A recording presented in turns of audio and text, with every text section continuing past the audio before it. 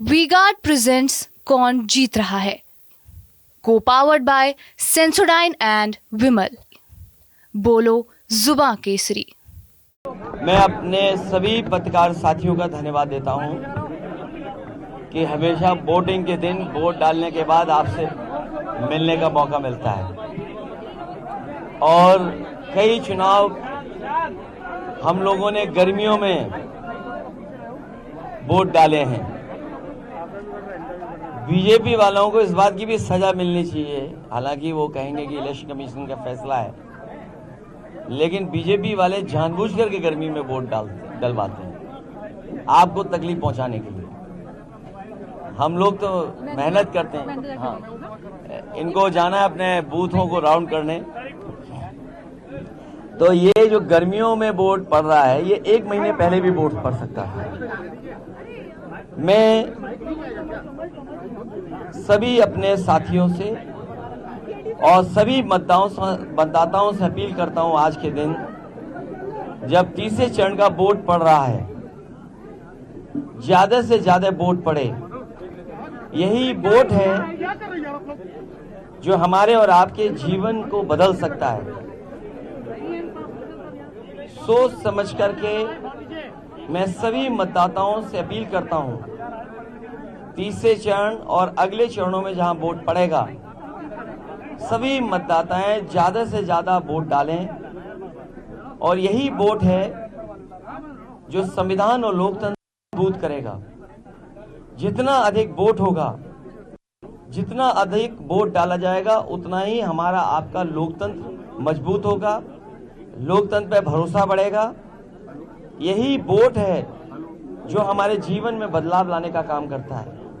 आज जब हम और आप बातचीत कर रहे हैं, ऐसी सरकार हम लोगों ने देखी जिसकी हर बात झूठी निकली, वादे झूठे निकले, और अब गारंटी लेकर के आए हैं। ये गारंटी कुछ नहीं है, लोगों को केवल धोखा देने के लिए केवल नाम बदल गया है। जुमला, धोखा, झूठी का नाम गारंटी है।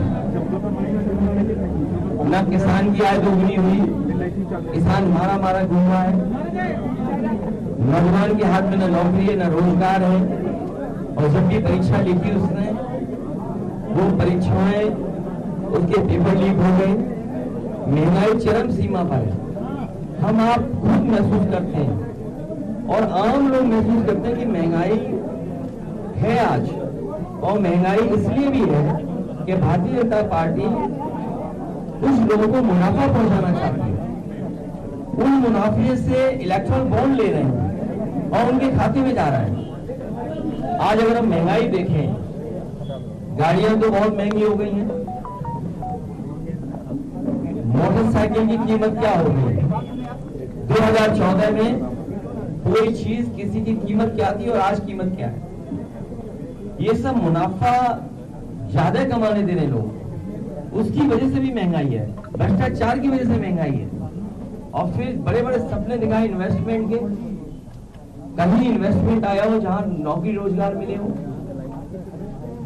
तो ना इन्वेस्टमेंट आया और ना रोजगार ना नौकरी। डिफेंस कॉरिडोर बनाने की बात कही, डिफेंस कॉरिडोर पता नहीं कहां बन रहा है। और फिर हमने कई मौकों पर फार्मूला बताया कि 60 लाख बच्चों का भविष्य अंधकार में डाल दिया सरकार ने। 60 लाख परिवार की अगर माँ बाप ही वोट इस सरकार के खिलाफ डाल देंगे तो 60 गुणा 3, 1 करोड़ 80 लाख, 1 करोड़ 80 लाख का अगर हम भाग दे दें तो आप खुद जानते होंगे कि एक लोकसभा में वोट कितना कम होगा। कुछ जगह से सूचनाएं आ रही, जबरदस्ती कर रही है सरकार। यहाँ पर भी आप अंदर डाल सकते हैं, सुनने में आ रहा है कि बाहर अधिकारी लगाए गए हैं ज्यादा, एडीएम और एसएसपी गाली दे रहा है। मैं खुद गाड़ी से जब उतरा, उसे होश ही नहीं था पुलिस वाले को, कि गाड़ी के चारों तरफ भाग रहा था, पता नहीं क्या खाना नहीं खाया था उसने, या बताया होगा सरकार ने कि जैसे कुछ हम लोग उतरे गाड़ी से चारों तरफ घूमना। मुझे तो खुद समझ में नहीं आ रहा कि क्यों गाड़ी के पास चारों तरफ घूम रहा था। और अगर कोई इस तरह की गाली गलौज करेगा तो गाली गलौज का लोकतंत्र में कहीं जगह नहीं है। हम लोग वोट डालने वाले लोग हैं और जीतने वाला कभी गुस्से में नहीं आता है, हारने वाला खिसियाता है। हारने वाला खिसियाता है। बीजेपी की बुरी हार होने जा रही है, बहुत बुरी हार होने जा रही है बीजेपी की, क्योंकि किसान, नौजवान, व्यापारी, हर वर्ग के लोग इनके खिलाफ मतदान कर रहे हैं।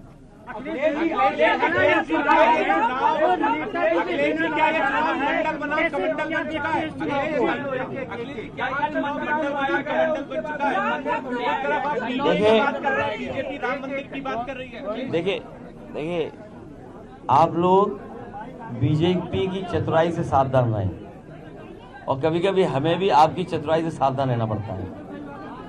जो गलत है वो गलत है, जो गलत है वो गलत है। और आपने विजुअल्स देखे हैं, जो गलत है वो गलत है। समाज में जो बात गलत है वो गलत है। ये सब कुछ इसलिए हो रहा है कि लोगों को डिस्ट्रैक्ट कर दें। बीजेपी की चतुराई देखिए ना आप, ये चतुराई वाला काम था जो आप सवाल पूछ रहे हो। लेकिन आप बताइए, डीजल पेट्रोल महंगा हो गया, मुनाफा कौन कमा रहा है? आपकी जरूरत की चीज महंगी हो गई, मुनाफा कौन कमा रहा है? खाद की बोरी से 5 किलो फिर 5 किलो, कौन मुनाफा कमा रहा है? और किसान का गेहूं सरकार कहीं खरीद नहीं रही और बाजार में रेट अच्छा मिल रहा है। सरकार क्यों रेट नहीं दे पा रही है? सरकार को जिम्मेदारी लेनी चाहिए, गेहूं की रेट अच्छी दे, सरसों के तेल की रेट अच्छी दे। क्या एमएसपी पे सरसों की खरीद हो रही है? क्या गेहूं की एमएसपी पे खरीद हो रही है? ये सरकार वो है जो किसानों को एमएसपी नहीं दे पाई और 1000 से ज्यादा किसान आंदोलन में जान चली गई। इन लोगों ने किसान पर थार चला दी। 2014 से जब से बीजेपी की सरकार आई है, 1 लाख किसानों ने आत्महत्या की है, 1 लाख। और ये जो खाकी वर्दी वाले घूम भी रहे हैं, सुन लीजिए, ये खाकी वर्दी वाले, अभी तो फौज की नौकरी हुई है 4 साल की, 4 साल की फौज की नौकरी हुई है। ये जो खाकी वाले गुस्सा भी दिखा रहे हैं या जो इस तरह का व्यवहार कर रहे हैं, इनकी भी नौकरी बीजेपी वाले 3 साल में कर देंगे। और हो सकता है ये जो बड़े बड़े अधिकारी जो कंट्रोल करते हैं वो आउटसोर्स हो जाएं।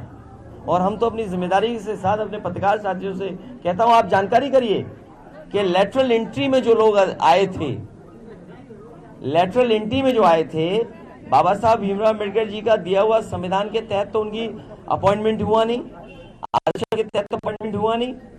क्या लेटरल एंट्री वाले नहीं छोड़ के चले गए? तो ये जो लेटरल एंट्री वाले हैं, आउटसोर्स में अधिकारी आ रहे हैं, कल को ये जो बड़े बड़े अधिकारी पुलिस के हैं, ये भी आउटसोर्स हो जाएंगे। तो लोकतंत्र को हमें सावधान करना है। गांव, गरीब, किसान उनके हकों को छीन रही है। हमें क्या दिन पड़ा है, पूरा दिन भर वोटिंग होगी, अभी तो शाम तक वोटिंग होनी है। घबरा मत।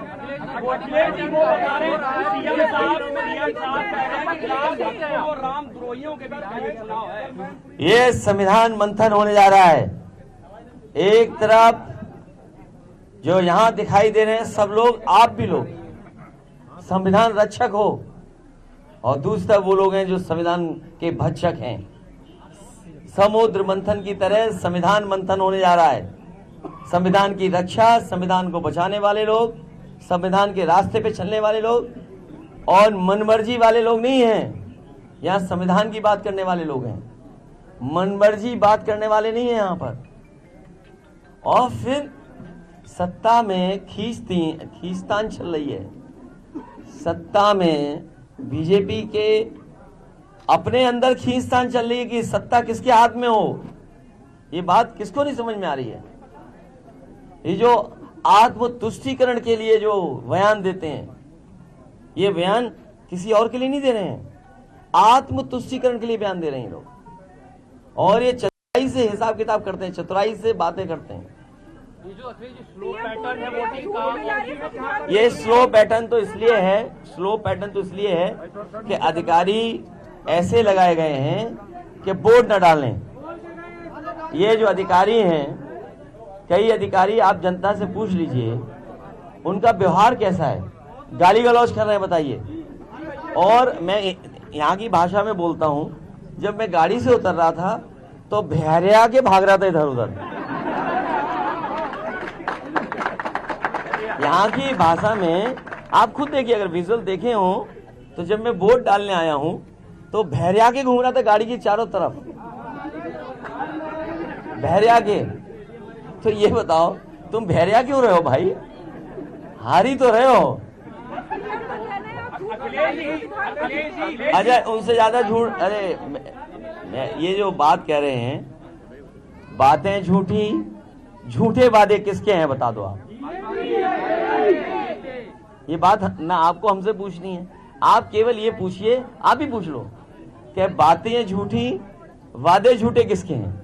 अखिलेश जी, अलायंस में आपके पार्टनर केजरीवाल जी हैं, केजरीवाल जी के खिलाफ एनआईए जांच की बात कही जा रही है। देखिए, अभी पुलिस आपके हाथ में दे दें तो आप जिसकी चाहे उसकी जांच करा सकते हैं। मैनपुरी में कई पोलिंग ऐसी है जहां एजेंट नहीं बने, आपके एजेंट बनाने के लिए दिक्कत नहीं, वो बाकायदा आप सोचिए उनके नेता गाली गलौज कर रहे थे। मैं नहीं कह सकता, ये पूरे देश के चैनल हैं। आपको तो ये सवाल पूछना चाहिए था कि गाली गलौज करने वालों के खिलाफ कार्रवाई क्यों नहीं हो रही है। बताओ, गाली गलौज के खिलाफ, जो गाली गलौज कर रहे हैं उनके खिलाफ कार्रवाई नहीं हो रही। बताओ कैसा लोकतंत्र आ गया। इसीलिए मैंने कहा, और सब लोग कह रहे हैं, मैं अपनी जनता से भी कहता हूं आपके माध्यम से, बीजेपी की सरकार आएगी तो ये लोकतंत्र और ये संविधान बाबा साहब भीमराव अम्बेडकर जी दिया हुआ खत्म हो जाएगा। यही तो लक्षण है। आपकी कौन सुनने वाला है, कोई सुनने वाला नहीं। ये संविधान खत्म कर देंगे। ये संविधान बचाने का चुनाव है। बीजेपी जाएगी तो संविधान बचेगा, बीजेपी जाएगी तो हमारा लोकतंत्र बचेगा, बीजेपी जाएगी तो नौकरी मिलेगी, बीजेपी जाएगी तो खुशियों के दिन आएंगे, बीजेपी जाएगी तो महंगाई कम होगी।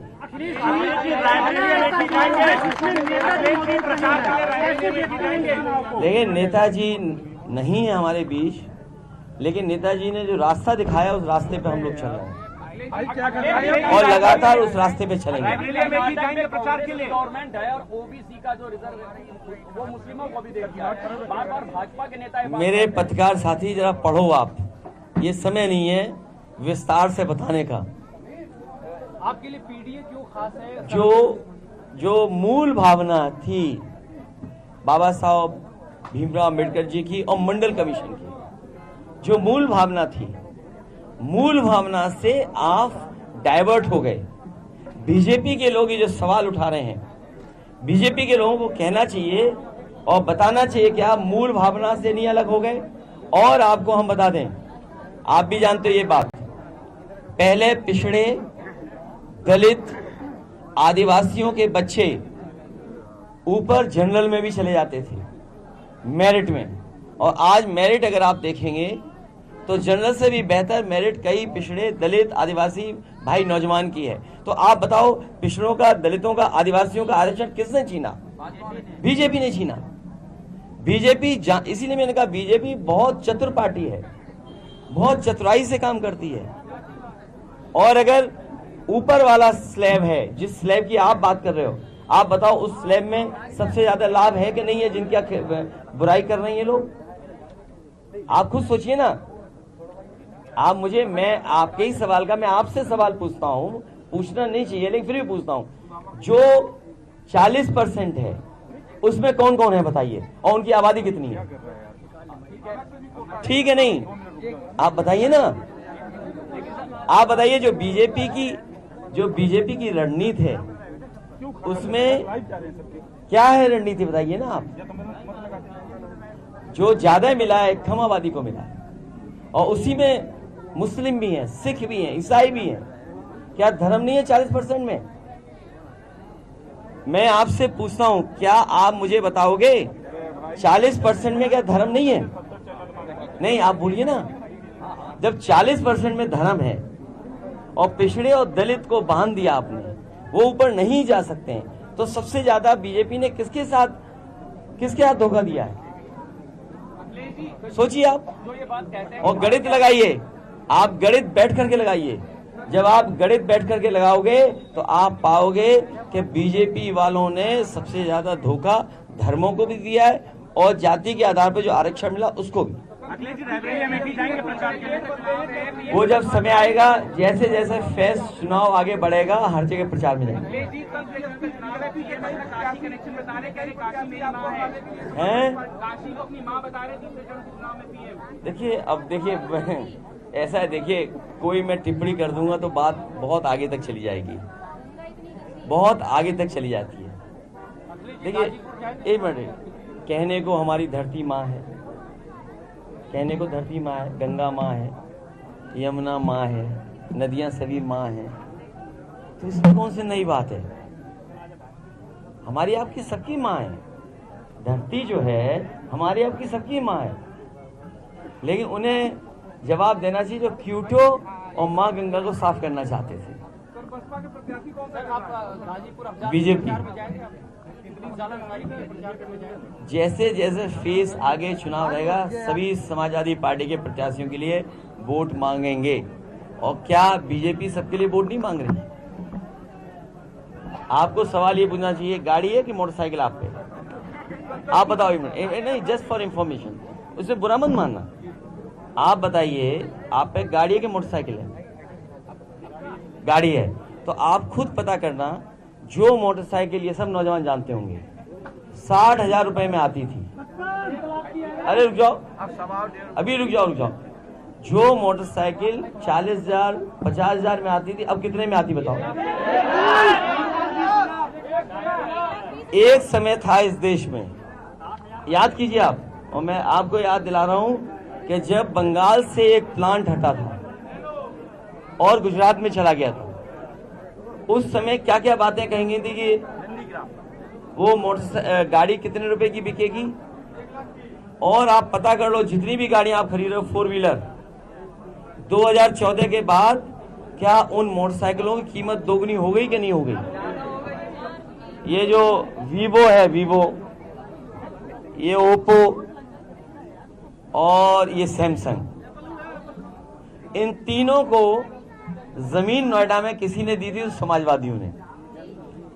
आज बताओ, जब ये वीवो आया था, सैमसंग, ओप्पो, आज कीमत कितनी है बताइए आप? पहले कितने का था, आज कितने का है? डीजल पेट्रोल पहले क्या था, आज क्या है?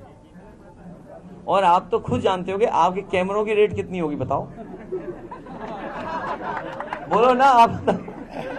ये जो कैमरे हैं आपके बहुत सस्ते आते थे। अब बताओ, पहले अच्छा 2014 में कितने का आता था बताओ आप, जब आपने शुरू किया होगा? बताइए, जब आपने शुरू किया था तो आपका 1,90,000 का आता था अच्छा कैमरा, जिससे आप काम कर सकते होते थे। आज बताओ कितने का आ रहा है? तो ये बताइए, मुनाफा किसके हाथ में जा रहा है? सोचिए आप। इसलिए जनता नाराज है और जनता महंगाई के खिलाफ, बेरोजगारी के खिलाफ वोट डालने जा रही है। और मैं आपसे कह रहा हूं, जो मुख्यमंत्री जी के लिए गाड़ी ली गई थी उस जमाने में 4 या 5 करोड़ की रही होगी। आज पता करो बाजार में क्या कीमत है उसकी, आप बताओ ना।